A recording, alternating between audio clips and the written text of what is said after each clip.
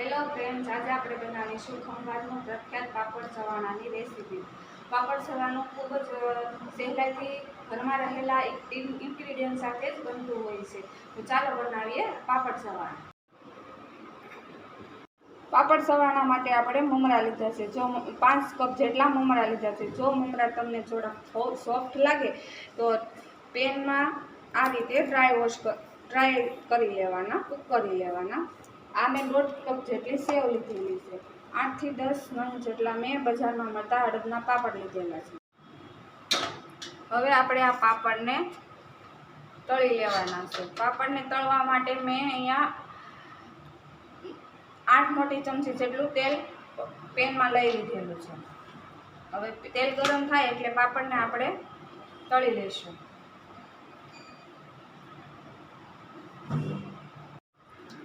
આ રીતે આપણે પાપડને દબાવીને શેકી લઈશું। પાપડ બળે નહીં તેનું ખાસ ધ્યાન રાખવાનું। પાપડ લાલ ન થવો જોઈએ।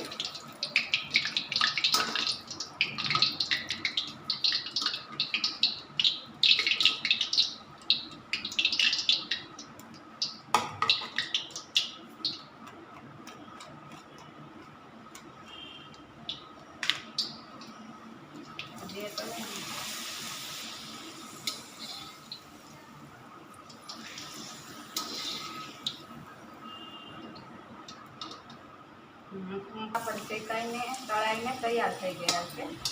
હવે આપણે ગેસની ફ્લેમ બંધ કરી દઈશું।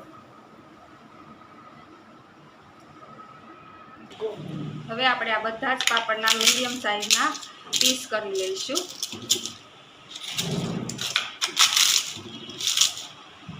આ રીતે બહુ નાના નહીં અને બહુ મોટા પણ નહીં, તે રીતે પાપડના બધા જ પાપડના પીસ કરી લેવાના છે।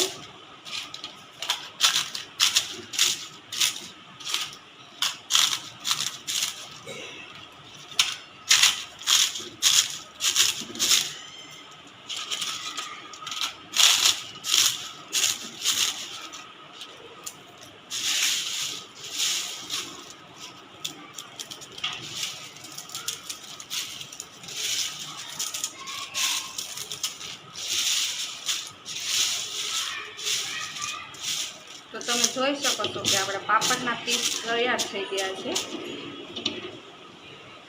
હવે આપણે આ પેનમાં 3 થી 3 ચમચી જેટલું તેલ બસેલું છે, તેમાં આપણે મમરાનો વઘાર કરીશું।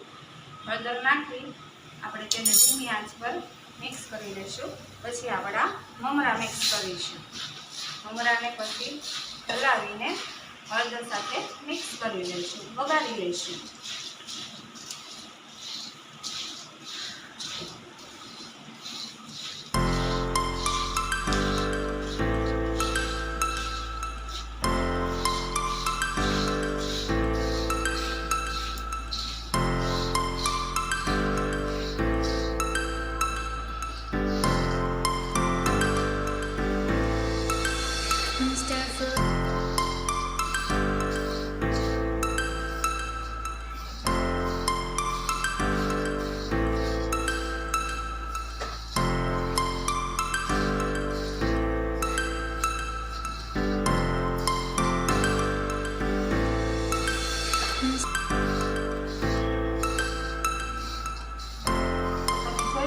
કે આપણા બધા જ મમરા હળદર સાથે મિક્સ થઈ ગયા છે, મમરા વઘારાઈ ગયા છે।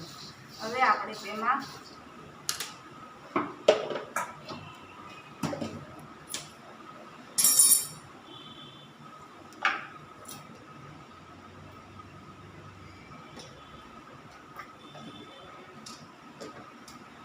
સ્વાદ પ્રમાણે થોડું મીઠું ઉમેરીશું।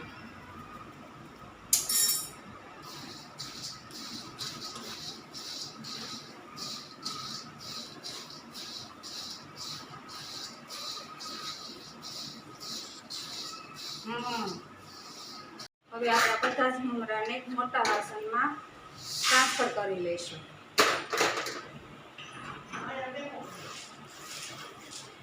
હવે આપણે તેમાં આ સેવ ઉમેરીશું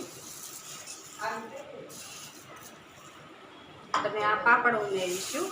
પછી હલકા હાથે મિક્સ કરી લઈશું।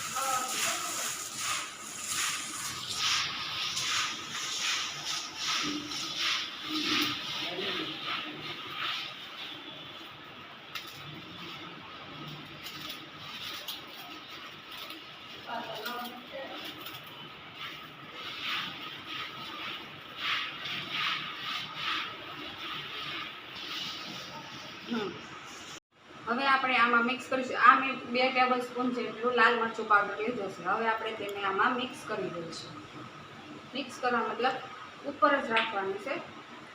હવે આ આપણે એક વાટકીમાં વઘાર માટે 2 મોટી ચમચી જેટલું તેલ લીધેલું છે. હવે આપણે આનો વઘાર કરી લઈશું.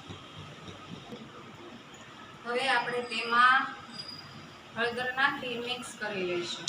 હવે ચવાણાને ચટપટો સ્વાદ આપવા માટે આપણે 1 ચમચી જેટલો આમચૂર પાવડર ઉમેરીશું. બધું સરખું મિક્સ કરી તેલનો વઘાર લાલ મરચાં ઉપર રેડી દઈશું.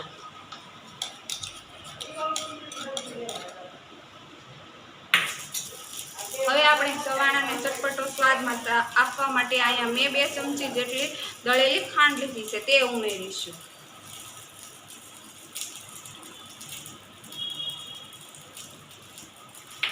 હવે બધું સરખી રીતે મિક્સ કરી લઈશું.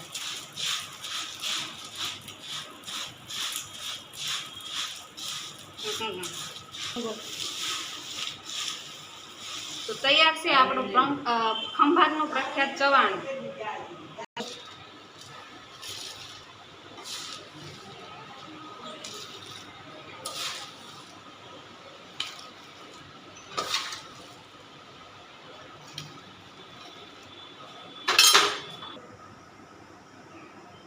તો તૈયાર છે આપણું ખંભાતનું ફેમસ પાપડ ચવાણાની રેસીપી. સાંજના નાસ્તા સાથે જો આ ચવાણું હોય તો મજા પડી જાય છે. તમને મારી આ રેસીપી કેવી લાગી તે જરૂરથી જણાવજો અને સાથે સાથે મારી ચેનલને સબસ્ક્રાઈબ કરી બેલ આઇકન દબાવવાનું ના ભૂલશો, જેથી કરીને નવા વિડીયો તમને સૌથી પહેલાં જોવા મળે.